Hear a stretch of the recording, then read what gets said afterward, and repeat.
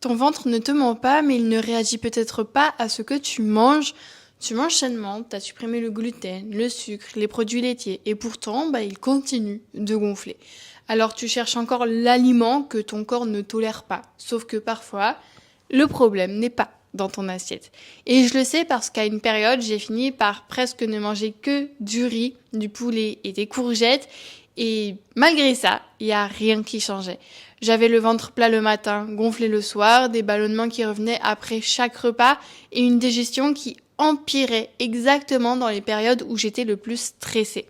Donc si tu te reconnais, je vais déconstruire ici les 3 plus gros mythes qu'on t'a vendus sur ton ventre, un par un, et surtout te montrer ce qui fonctionne réellement derrière chacun. Donc le premier mythe, c'est ton assiette. Un ballonnement, ce n'est pas qu'une question de réaction alimentaire, c'est aussi parfois un signal de ton système nerveux qui ralentit la digestion quand il perçoit du stress. Et il y a une étude qui est publiée dans la revue de Gut qui l'a montré. Chez des volontaires qui sont soumis à une prise de parole en public, la paroi intestinale devenait plus perméable chez ceux dont le cortisol augmentait le plus. Autrement dit, ce qui se passe dans ton cerveau peut réellement modifier ce qui se passe dans ton ventre. Alors, tu vas tester ça avant ton prochain repas. Tu t'assis, tu poses une main sur ton ventre, les 2 pieds au sol, puis tu vas inspirer pendant 5 secondes par le nez et expirer 5 secondes par la bouche pendant 2 à 3 minutes.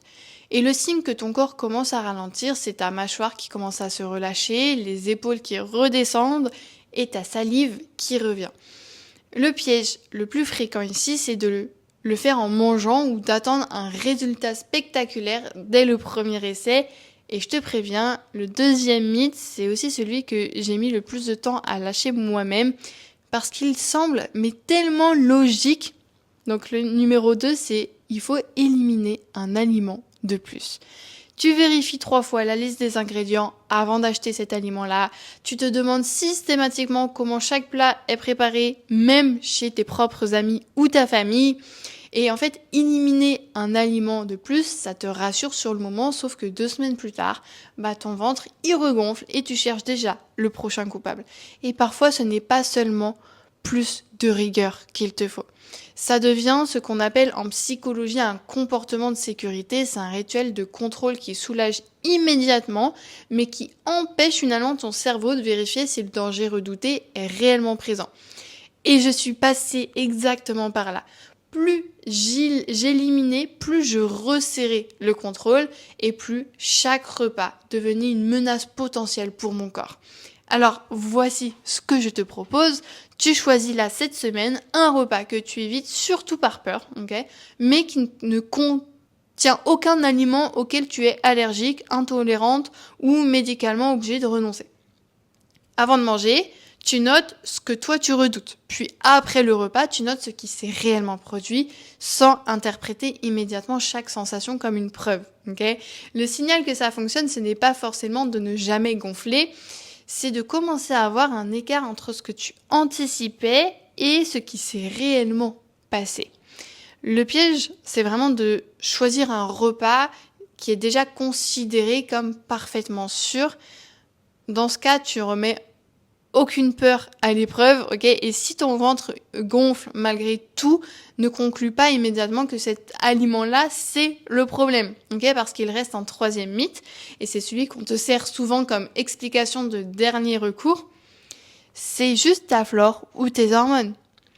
Ton ventre, il gonfle plus certains jours du mois sans que tu changes quoi que ce soit à ton alimentation. Alors, tu conclus que c'est hormonal, c'est le point final, et tu arrêtes de chercher un peu plus loin. T'as pas complètement tort, pour le coup. En fait, la progestérone, elle peut ralentir la motricité digestive en relâchant les muscles lisses de l'intestin. Et c'est notamment pour ça que le transit et les ballonnements peuvent changer selon certaines phases de ton cycle. Mais les hormones ne sont pas toujours la seule pièce du puzzle. Tu as le stress, le sommeil, la sensibilité digestive et la manière dont tu manges qui peuvent aussi modifier l'intensité de ce que tu peux ressentir.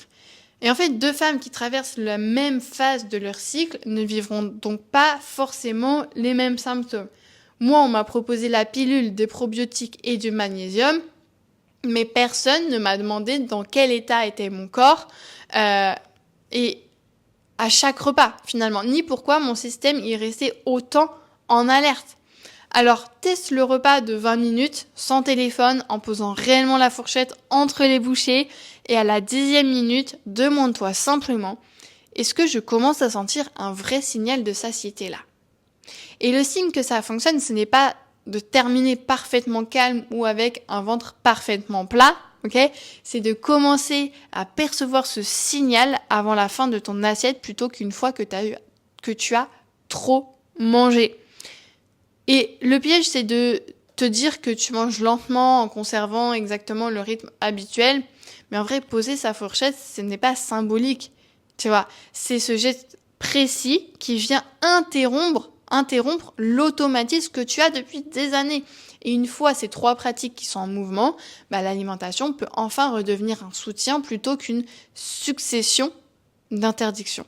Donc au lieu de supprimer encore un aliment, reconstruit progressivement des repas suffisamment nourrissants, okay, avec des protéines et des aliments riches en fibres pour que ton ventre le tolère.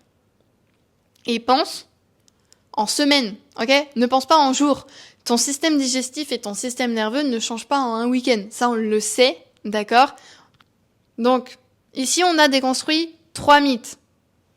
Ce n'est pas toujours dans ton assiette, ce n'est pas forcément un aliment de plus à éliminer et ce ne sont pas uniquement les hormones qui décident tout de toi.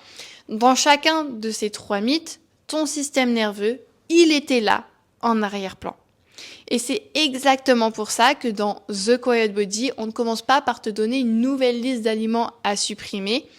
On commence plutôt par comprendre pourquoi ton corps, il reste en alerte, même quand tu fais déjà tout comme il faut.